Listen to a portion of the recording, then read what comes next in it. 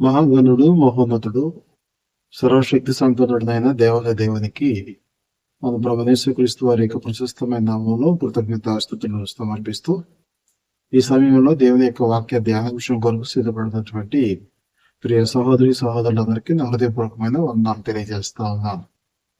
ప్రభువునందు ప్రియ దేవుని బిడ్డలారా, ఈ సమయంలో మనం కొన్ని ప్రత్యేకమైన అంశాల గురించి ఆలోచన చేయతలంచాము. ఈ సమయంలో ఏం చేస్తా ఉన్నాము అంటే, లోకంలో ఉన్నటువంటి క్రైస్తవ విధానాలలో కొన్ని దేవుని యొక్క వాక్యానికి విరుద్ధంగాను, దేవునికి వేరుగాను ఉన్న విషయాలను కూడా నమ్మటం, అవి వాస్తవాలని, దేవుని గ్రంథంలో ఉన్నటువంటి సంగతులని భ్రమించటం, వాటిని అనేకులు ప్రచురించటం అనే విషయాలు మనం గమనిస్తూ ఉంటాం. కానీ ఈ సమయంలో అనగా ఈ యొక్క వీడియోస్ ద్వారా మనం ఏం చేయబోతా ఉన్నాము అంటే, ఇది నిజమా అనేటువంటి ఒక శీర్షికను ప్రారంభించి దానిలో కొన్ని అంశాలను ఒక్కొక్కటిగా మనం నిజమేనా, వాక్యానుసారమేనా అనేటువంటి వివరణను తెలుసుకునే ప్రయత్నం చేయబోతా ఉన్నాం. కనుక ప్రతి ఒక్కరూ కూడా మీ యొక్క ఆసక్తిని బట్టి ఈ యొక్క శీర్షికలో మీకు అందించబడుతున్నటువంటి ఈ వాక్య అంశాలన్నిటిని కూడా పరిశీలిస్తారని, నిజాలు మీరు నేర్చుకుని ఆత్మీయంగా బలపడతారని ప్రభువునందు మేము విశ్వసిస్తూ ఈ కార్యక్రమాన్ని కొనసాగిస్తా ఉన్నాం. ఈ సమయంలో మనం ప్రత్యేకంగా ఆలోచించే విషయం ఏంటంటే, సహజంగా లోకంలో క్రైస్తవులైన వారందరూ మాట్లాడుకునేటువంటి మాట ఏంటంటే, ఎవరి విశ్వాసం వారిదండి అని అంటూ ఉంటారు. ప్రభువునందు ప్రియులారా, గమనించండి, ఎవరి విశ్వాసం వారిది. ఇది నిజమా లేక లేఖనానుసారం అనేటువంటిది మనం గ్రంథం నుంచి పరిశీలించుకునేటువంటి ప్రయత్నం చేద్దాం. మొదటిగా బైబిల్ ప్రకారం ఎవరి విశ్వాసం వారిది అనేటువంటి ఆ మాటను మనం రెండు కోణాల్లో చూడవలసి ఉంటుంది. మొదటిది ఏంటి అంటే, వ్యక్తిగతమైన విశ్వాసాల గురించి బైబిల్ గ్రంథం మాట్లాడుతూ ఉంది. అలాగే రెండో విషయం ఏంటంటే, మరి నియమరహితమైనటువంటిది, అనగా అందరూ కలిగి ఉండవలసిన విశ్వాసాల గురించి గ్రంథం చాలా స్పష్టంగా మనకు మాట్లాడుతూ ఉంది. కాబట్టి ఈ రెండవ విషయంలో ఎవరి విశ్వాసం వారిదనే దానికి గ్రంథం ఏకీభవించదు. ఈ రెండు విషయాలు మనం క్లుప్తంగా ఈ రోజున పరిశీలించే ప్రయత్నం చేద్దాం. మొదటిది, విశ్వాసం అనేటువంటిది వ్యక్తిగతమైనది అనే విషయాన్ని మనం ఆలోచించేటప్పుడు, రక్షణ పొందటానికి లేక ఒక వ్యక్తి దేవునితో సంబంధాన్ని కలిగి ఉండటానికి ప్రతి వానికి తన సొంత విశ్వాసం అనేది అవసరం అనేది బైబిల్ చాలా స్పష్టంగా చెప్తా ఉంది. నాకున్నటువంటి విశ్వాసాన్ని బట్టి నా ఇంట్లో వాళ్ళు రక్షణ పొందుతారనడానికి అవకాశం లేదు. ఇక్కడ ఎవరికి ఉన్న విశ్వాసాన్ని బట్టి వాళ్ళు రక్షణ సంపాదించుకుంటారనేది వాస్తవం. కనుకనే మనం దేవుని యొక్క వాక్యాన్ని పరిశీలించినట్లయితే, రోమీయులకు రాసిన పత్రిక 10వ అధ్యాయం 9వ వచనంలో ఈ రీతిగా చెప్పబడుతా ఉంది. నీవు నీ నోటితో యేసు ప్రభువు అని ఒప్పుకొని దేవుడు మృతులలో నుండి ఆయనను లేపిన నీ హృదయం ముందు విశ్వసించిన యెడల నీవు రక్షించబడతావు అని చెప్పబడింది. ఇక్కడ విశ్వాసాన్ని గురించి మాట్లాడబడతా ఉంది. అది జనరల్ గా కాకుండా నీవు నీ నోటితో అని చెప్పబడింది. కాబట్టి నేను విశ్వాసం ఉంచినప్పటికీ రక్షణ పొందాలి అంటే ఆ విశ్వాసాన్ని గురించినటువంటి అవగాహనను నా నోటితో ఒప్పుకుంటే కానీ నేను రక్షణను సంపాదించుకోలేను. కనుక ఈ విధమైనటువంటి వ్యక్తిగత విశ్వాసం ద్వారా రక్షణను సంపాదించుకుంటాము. అలాగనే దేవునితో సంబంధాన్ని కలిగి ఉండడానికి అవకాశం ఉంది. ఆ రీతిగానే రెండవ దశలో ఎవరి విశ్వాసం వారిదన్నటువంటిది ఏ కోణంలో మాట్లాడుతున్నారో మనం పరిశీలనగా తెలుసుకునే ప్రయత్నం చేస్తే, దేవుడు మన పట్ల చేసే కార్యాల విషయంలో కానివ్వండి, లేక దేవుని యొక్క ప్రణాళికల విషయంలో కాదండి, దేవుడు మనుషులకు గైకొనమని ఇచ్చిన ఆజ్ఞల విషయంలో కానివ్వండి, ఎవరికి నచ్చినటువంటి రీతిలో వాళ్ళు వెళుతూ ఎవరి విశ్వాసం వారిది అనేటువంటి ఆ పదాలను మనం వాడుతూ ఉంటాం. ఇలా గమనించండి, ఇక్కడ ఎవరి విశ్వాసం వారిది అనేటువంటిది వ్యక్తిగతమైన విశ్వాసానికైతే అభ్యంతరం లేదు, కానీ ఇది ఆ వాక్యానుసారంగా చెప్పాలి అని అంటే అది రెండో అర్థంలో ఎలా ఎలా అనిపిస్తుంది అంటే, ఎవరి విశ్వాసం వారిది అంటే ఎవరు ఏది నమ్మినా అది నిజమైందే అని అర్థం వస్తుంది. ఇది బైబిల్ ప్రకారం తప్పు, దేవుని యొక్క వాక్యానికి సుదూరమైనటువంటి స్థితిలో ఉంది. కనుకన దేవుని యొక్క వాక్యంలో మనకు స్పష్టంగా చెప్పే మాట ఏంటంటే, ఒక వ్యక్తికి విశ్వాసం కలగాలి అని అంటే అతడు మొదట మరి వినాలి అనే విషయం మనం గమనిస్తా ఉన్నాం. రోమీయులకు రాసిన పత్రిక 10వ అధ్యాయం 17వ వచనం మనం గమనించినప్పుడు, రోమా పత్రిక 10వ అధ్యాయం 17వ వచనం గమనించినప్పుడు, కాగా వినుట వలన విశ్వాసము కలుగును, వినుట క్రీస్తును కూర్చిన మాటల వలన కలుగును అని చెప్పబడతా ఉంది. ఇక్కడ ఒక మాట గమనించండి, వినటం వల్లే విశ్వాసం కలుగుతుంది. ఇప్పుడు నా విశ్వాసం నాది, నీ విశ్వాసం నీది అని అంటే, నీకు నచ్చింది నువ్వు విన్ను, నాకు నచ్చింది నేను వింటాను అనేటువంటి అర్థాన్ని తీసుకొని వస్తా ఉంది. అది దేవుని యొక్క వాక్యం ఎలాగో చెప్పట్లేదు. ఎందుకంటే వినుట కూడా క్రీస్తును కూర్చిన మాటల వలన కలుగుతుంది అని చెప్పబడతా ఉంది. ఆ క్రీస్తును కూర్చిన మాటలది ప్రాముఖ్యమైనటువంటివి విశ్వాసం కలగటానికి క్రీస్తు ప్రభు యొక్క మరణము, సమాధి, పునరుద్ధానం కూర్చిన వాక్యము. ఇది సత్యమైనటువంటిది, చరిత్రలో నిరూపించబడినటువంటిది, అలాగనే భూలోకం అందంతటా అంగీకరించదగినటువంటి వాక్యం ఇది. కనుక ఆ వాక్యాన్ని విన్నప్పుడు విశ్వాసం అనేది కలుగుతుందని గ్రంథం స్పష్టంగా చెప్తుంది. అయితే ఇక్కడ ఇంకో ప్రశ్న ఏంటంటే, ఎవరి విశ్వాసం వారిది అన్నప్పుడు ఎవరి వాక్యం వారిది అనే అర్థం కూడా వస్తుంది కదా. అయితే వాక్యాన్ని బైబిల్ గ్రంథంలో సత్యం అని పిలవటం మనం గమనిస్తాం. యోహాను సువార్త 17వ అధ్యాయం 17వ వచనం మనం గమనించినప్పుడు, యేసు ప్రభువు తన శిష్యుల నిమిత్తం ప్రార్థన చేస్తే ఇలాగన్నారు, సత్యమందు వీరిని ప్రతిష్ఠిత చేయము, నీ వాక్యమే సత్యము అని అన్నారు. అనగా వాక్యము అంటే సత్యము అని. కనుక ఇప్పుడు సత్యము ఒకటైనప్పుడు, వాక్యం ఒకటైనప్పుడు దానిని విన్న వాళ్ళకి కలగాల్సిన విశ్వాసం కూడా ఒకటై ఉండాలి కదా. ఒకటే వాక్యాన్ని విన్నప్పుడు, ఒకటే సత్యాన్ని మనం విన్నప్పుడు రకరకాల విశ్వాసాలు, ఎవరి విశ్వాసం వాళ్ళకి ఎలా కలుగుతుంది? అలా కలిగింది అంటే మనం విన్నది కూడా ఒకే సత్యం కాదు అనేటువంటి వాస్తవం బయలుపడుతూ ఉంది. కాబట్టి దేవుని యొక్క వాక్యం మనం జాగ్రత్తగా పరిశీలిస్తే మనం అనుకుంటున్నటువంటి ఎవరి విశ్వాసం వారిదనే దానికి, దేవుడు చెప్తున్నటువంటి విశ్వాసం ఒకటే అనేటువంటి దానికి పొంతన లేకుండా పోతుంది. కాబట్టి ఎఫెసీ పత్రిక 4వ అధ్యాయము 6వ వచనంలో చెప్పినట్లుగా విశ్వాసం ఒక్కటే అనేటువంటి వాక్యము అబద్ధమైపోతుంది. లేదు దేవుని యొక్క వాక్యమే రైటు అని అంటే మనం చెప్పుకుంటున్నట్లుగా ఎవరి విశ్వాసం వారిది అనేది తప్పు అవుతుంది. కనుక అసలు విశ్వాసం అంటే ఏంటి అనే మొదటి విషయాలు మనం పరిశీలించేద్దాం. విశ్వాసం వినటం వల్ల కలుగుతుంది, వినటం కూడా క్రీస్తుని కూర్చున్న మాటల వల్ల కలుగుతుంది.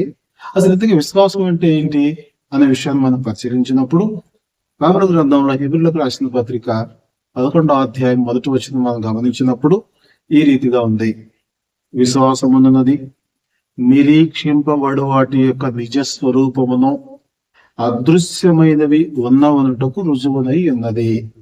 జాగ్రత్తగా గమనించారా? విశ్వాసం అంటే ఏంటంటే నిరీక్షింపబడు వాటి యొక్క నిజ స్వరూపము, అదృశ్యమైనవి అంటే కంటికి కనిపించినటువంటివి ఉన్నవి అని చెప్పగలగటం విశ్వాసం. ఇదేంటంటే కొంచెం కన్ఫ్యూజ్ గా ఉందంటారా? ఖచ్చితంగా అర్థం చేసుకుంటే తేలిగ్గా ఉంటది. ఉదాహరణకి ఇక్కడ మనం గమనిస్తే ఈ అధ్యాయంలో కొంతమంది విశ్వాసం కలిగినటువంటి వ్యక్తుల జాబితా ఇవ్వబడింది. దానిలో మొదటగా హెబేలు ఉంటాడు. హెబేలు గురించి ఏం చెప్పబడతా ఉంది అంటే, విశ్వాసమును బట్టి హెబేలు కయ్యూని కంటే శ్రేష్టమైన బలి దేవునికి అర్పించను అని. అంటే తోటి సోదరుడితో కలిసి అర్పించాడు గాని ఈయన అర్పించినటువంటి అర్పణ విశ్వాసంతో కూడిందిగా మనం గమనిస్తున్నాం. విశ్వాసమును బట్టి హానోకు మరణమును చూడకుండా కొనుకోబడ్డాడని రాయబడింది. కాబట్టి ఆయన చూసేదాని యందు తనకు నమ్మిక లేదు గాని తను చూడని వాటిని గురించి విశ్వాసం కలిగి ఉన్నట్లుగా గమనిస్తా ఉన్నాం. ఇలాగ నోవాహు కానివ్వండి, అబ్రహాము కానివ్వండి, షారా కానివ్వండి, ఇలాగ ఎవరిని మనం గమనించినా వారి విశ్వాసమును బట్టి అదృశ్యమైనటువంటి వాటిని చూశారు. అలాగే నోవాహు కూడా ఓడ నిర్మాణం చేసినప్పుడు ఓడ ఎలా ఉంటుందో తనకు తెలియదు. అలాగనే ఓడ నీటిలో ప్రయాణం ఎలా చేస్తుందో తనకు తెలియదు. కానీ దేవుడు చెప్పాడు, దానిని విశ్వాసంతో కొనసాగించాడు. అలాగనే అబ్రహామును కూడా గమనిస్తే ఆయనకి ఇంచుమించు 90 సంవత్సరాలు వచ్చేస్తా ఉంది, 100 సంవత్సరాలు వచ్చేస్తా ఉన్నాయి. శారా యొక్క దేహంలో తన గర్భము కూడా ఉడిగిపోయింది. అయినా కానీ విశ్వాసమును బట్టి వారు శక్తి పొందుకున్నారని చెప్పబడింది. అంటే ఏదైతే అదృశ్యముగా మన కంటికి కనిపించింది, దేవుని యొక్క కృప వలన మాత్రమే సాధ్యమవుతుందో అలాంటి వాటిని మనం అంగీకరించడం విశ్వాసంగా మనం చెప్తున్నాం, గ్రంథం చెప్తా ఉంది. అలాగే అబ్రహాం కూడా మనం గమనిస్తే కనాన్ దేశం వెళ్ళిన తర్వాత దేవుడు నాకు వాగ్దానం చేసిన ఇది కాదు, దేనికి దేవుడు శిల్పి నిర్మాణకుడై ఉన్నాడో ఆ పునాదులు గల పట్టడం అనేటువంటి విశ్వాసంతో గుడారంలోనే బతికాడట. కాబట్టి విశ్వాసం అనేటువంటిది అదృశ్యమైన వాటిని ఒప్పుకునేటువంటి అంశం. మన దగ్గర లేనటువంటివి, ఆధారం లేనటువంటివి దేవుని వల్ల మనం పొందుకుంటామనే నిరీక్షణ కలిగి ఉండటం విశ్వాసం. కనుక ఈ విశ్వాసాన్ని మనం విడిచిపెట్టేసేసి భూ సంబంధమైన మేలుల కొరకు దేవుణ్ణి నమ్ముకుంటూ రకరకాలైనటువంటి అంశాలను మనం దృష్టిలో పెట్టుకుని నాకు అది కలిగింది కనుక విశ్వాసం ఉంచాను, ఈ రోగం తగ్గింది కనుక విశ్వాసం ఉంచాను, మా పిల్లలకి జబ్బులు పోయినాయి కనుక, ఉద్యోగాలు వచ్చినాయి కనుక, ఇలాగా భౌతిక సంబంధమైన వాటన్నిటికీ విశ్వాసాన్ని గురిపెట్టడం సరైనటువంటి విశ్వాసం కాదు. కాబట్టి మనము నేడు విశ్వసించవలసిన అంశాలు ఏంటి అనంటే, ఆనాడు విశ్వాస వీరులుగా చెప్పబడినటువంటి వారు ఏ విషయాల్లో వాళ్ళు విశ్వాసం ఉంచారో అదే విషయాల్లో ఈరోజు మనం కూడా విశ్వాసం ఉంచవలసినటువంటి అవసరం కలిగి ఉన్నాం. అవి ఏమిటి అనంటే, అదృశ్యమైన అనుకున్నాం కదా మనం, వాటిలో దేవుడు ఉన్నాడు అని విశ్వసించాలి. ఎందుకంటే ఎవరు దేవుణ్ణి చూడలేదు, చూడకపోయినా కానీ విశ్వాసంతో మనం అంగీకరిస్తున్నాం. అలాగని దేవుడు ఉన్నటువంటి పరలోకం ఉంది అని మనం విశ్వసిస్తున్నాం. కారణం ఏంటంటే ప్రభువు చెప్పాడు, దేవుడు కూడా చెప్పాడు. అలాగనే క్రీస్తు ప్రభు యొక్క జననము, మరణము, పునరుత్థానము ఇది మనం భౌతికంగా కంటితో చూడలేదు, అదృశ్యమైనటువంటివి. కానీ చూసినటువంటి వారు చెప్పిన వాటిని బట్టి మనం ఈ రోజున వాటిని అంగీకరిస్తున్నాం. అది విశ్వాసాన్ని బట్టే. అలాగే మనం గమనిస్తే మన పాపములకు విమోచన కలుగు చేసే క్రీస్తు రక్తమును గురించి విశ్వసించాలి. దాన్ని మనం చూడలేము ఈ రోజున, కానీ ఆ రక్తంలో శక్తి ఉందని విశ్వాసాన్ని బట్టి అంగీకరిస్తా ఉన్నాం. అలాగనే ఆ రక్తంలో కడగబడినప్పుడు రక్షణ అనేటువంటిది మనం సంపాదించుకుంటామని విశ్వసించాలి. ఆ రక్షణ ఎలా వస్తుంది? వస్త్రం తొడుక్కున్నట్లుగా మనం రక్షణను ధరించుకోవటం తెలుస్తుందా? అది విశ్వాసాన్ని బట్టి మన మనసుకు కలిగే నిర్ధారణది, మన కంటికి కనిపించేటువంటిది కాదు. ఆ రక్షణ కూడా మనం నమ్మాలి. అలాగనే రక్షణ పొందినప్పుడు దేవుడు మనల్ని పరిశుద్ధులుగా తీర్చుతాడు, పాపము లేని వారుగా ఆయన చేస్తాడు. కాబట్టి పరిశుద్ధతను మనం విశ్వసించాల్సిన అవసరం ఉంది. అలాగనే తీర్పుల గురించి కూడా మనం విశ్వసించాల్సిన అవసరం ఉంది. అది కూడా మనకు తెలియదు, ఎప్పుడు చూడబోతామో ఎప్పుడు ఎదుర్కొంటామో మనకు తెలియదు, కానీ దాన్ని కూడా మనం విశ్వసించాలి. అందుకని ఎఫెసీయులకు రాసిన పత్రిక 4వ అధ్యాయం 6వ వచనంలో విశ్వాసము ఒక్కటే అని అన్నాడు. కాబట్టి ఈ వీటన్నిటిని గురించినటువంటి అవగాహనము, అంగీకారమే మన హృదయాల్లో కలిగే విశ్వాసము. కానీ భౌతిక సంబంధమైన దేనిని గురించి అయినా మనం ఉంచుకునే నమ్మకం విశ్వాసం కాదు. తర్వాత మనం గమనిస్తే యేసు ప్రభు వారు తన పరిచయ కాలంలో ఒక సందేహాన్ని వెళ్ళబుచ్చారు. మనం లూకాసు వార్త 18వ అధ్యాయంలో మనం గమనించినప్పుడు వారు నిత్యం విసుకక ప్రార్థన చేయాలి అని చెప్పడానికి ఒక ఉపమానాన్ని చెప్పారు. చెప్పిన తర్వాత ఆ ఉపమానం చివరిలో ఆయన ఏం మాట అన్నారు అని అంటే, లూకాసు వార్త 18వ అధ్యాయము 8వ వచనంలో, అయినను మనిషి కుమారుడు మరలా వచ్చినప్పుడు భూమి మీద విశ్వాసము కనుగొనునా అన్నారు. అంటే విశ్వాసమైన వారు లేరా భూమి మీద? చాలా మంది ఉన్నారు కదా. కానీ ఆయన చూసేటువంటి విశ్వాసులు మనం అనుకుంటున్న విశ్వాసం గలవారు కాదు. ఇదిగో దేవుడు ఉన్నాడని, పరలోకం ఉందని, క్రీస్తు యొక్క జీవితం వాస్తవం అని, ఆయన రక్తం వాస్తవం అని, ఆయన ఇచ్చే రక్షణ వాస్తవం అని, పరిశుద్ధత వాస్తవం అని, అదృశ్యమైన సంగము వాస్తవం అని, వీటన్నిటిని మనం అంగీకరించినప్పుడు అది సరైనటువంటి విశ్వాసము. కాబట్టి హెబ్రీ పత్రిక 11:6లో మనం చూసినట్లుగా విశ్వాసము లేకుండా దేవునికి ఇష్టడై ఉండుట అసాధ్యము అని చెప్పబడింది. కాబట్టి విశ్వాసము అంటే మన పితరులు ఉంచినట్లుగానే అదృశ్యమైన వాటి మీద మనకు ఉండేటువంటి అంగీకారము, వాటిని బట్టి మనకు కలిగేటువంటి ఒక నిర్ధారణ, దానిని మనం విశ్వాసంగా చూస్తా ఉన్నాం.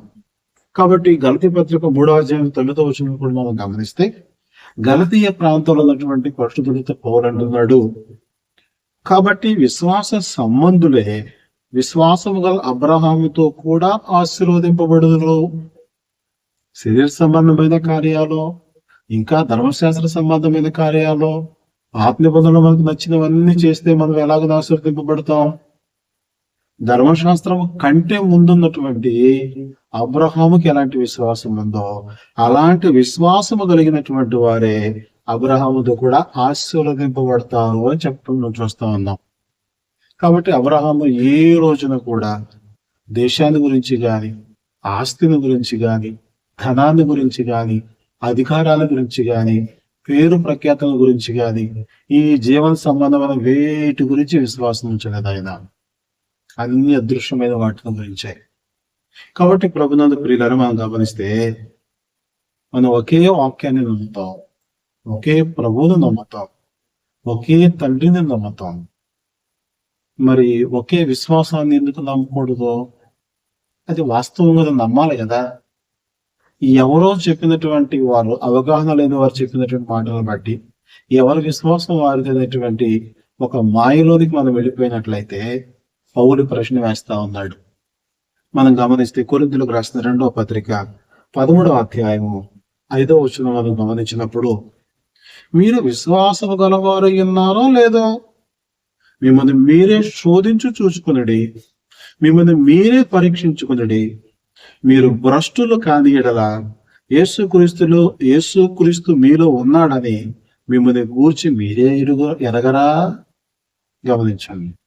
అంటే విశ్వాసం గలవారు ఉన్నారో లేదో అంటే అర్థం ఏంటంటే, శరీర సంబంధమైన వాటిని బట్టి వెంబడిస్తున్నామా? విశ్వాసంలో లేనట్టు లెక్క, నమ్మకాల్లో ఉన్నట్టు లెక్క. లేదు ఆత్మ సంబంధమైన అదృశ్యమైన వాటిని బట్టి మనం అంగీకరించి విశ్వాసంతో వెళుతున్నామా? నిజంగా మన విశ్వాసం గలవారు అయినట్లు లెక్క. అది మిమ్మల్ని మీరే పరీక్షించుకోండి అన్నాడు. కాబట్టి ఆ పరీక్ష అనేటువంటిది విశ్వాసము కలగటానికి ఆధారమైన వాక్యాన్ని, సత్యాన్ని పరిశీలించినప్పుడు మనకు అర్థమవుతుంది. మనుషుల మాటలను విన్నప్పుడు అది మనకి కన్ఫ్యూజన్ ఇస్తుంది. కాబట్టి మనం ఎక్కడున్నామనేటువంటిది అర్థం చేసుకొని, ఎవరి విశ్వాసం వారికి అన్నటువంటిది వాక్య విరుద్ధమైనటువంటి మాట, విరుద్ధమైనటువంటి అంశము, దానిని నమ్ముకున్న వాళ్ళు భ్రమలోను, సాతాను యొక్క బంధకాల్లోనూ ఉన్నట్టే లెక్క. అందుకని పౌలు కూడా ఏమంటాడు అనంటే, ఎఫెసీయులకు రాసిన పత్రిక 4వ అధ్యాయం 11వ వచనంలో, మనమందరము విశ్వాస విషయంలోను, దేవుని కుమారుని గూర్చిన జ్ఞాన విషయంలోను ఏకత్వం పొంది సంపూర్ణ పురుషుల మగు వరకు, అనగా క్రీస్తునకు కలిగిన సంపూర్ణతకు సమానమైన సంపూర్ణత కలవారమగు వరకు అంటాడు. అంటే విశ్వాస విషయంలో ఏకత్వం పొందాలని ఉందా లేదా? యేసుక్రీస్తును గురించిన జ్ఞాన విషయంలో ఏకత్వం పొందాలని ఉందా లేదా? ఆయనేమో అందరూ ఏకత్వం కలిగి ఉండాలని ప్రయాసపడుతూ ఉంటే, ఇక్కడ మనమేమో పెద్ద పెద్ద టైటిల్స్ పెట్టేసుకొని ఎవరి విశ్వాసం వాళ్ళదే, ఎవరి భక్తి వాళ్ళదే, ఎవరి నమ్మకం వాళ్ళదే అని వాక్యాన్ని కొట్టి పడేస్తా ఉన్నాం. కాబట్టి ప్రియులారా, ఇది నిజమా అంటే వాక్యానుసారంగా అది తప్పు. ఆ విషయాన్ని గుర్తించి సరైనటువంటి విశ్వాసంలోనికి వచ్చి యేసుక్రీస్తు వచ్చినప్పుడు అయ్యా నేనున్నాను నీ పక్షంగా విశ్వాసంగా ధైర్యంగా అందుకు నిలబడగలిగే పరిస్థితి దేవుడు మన యొక్క జీవితాలకు అనుగ్రహించాలని కోరుకుంటూ ఈ కొద్ది మాటలు ముగిస్తా ఉన్నాను. మీ అందరికీ వందనాలు.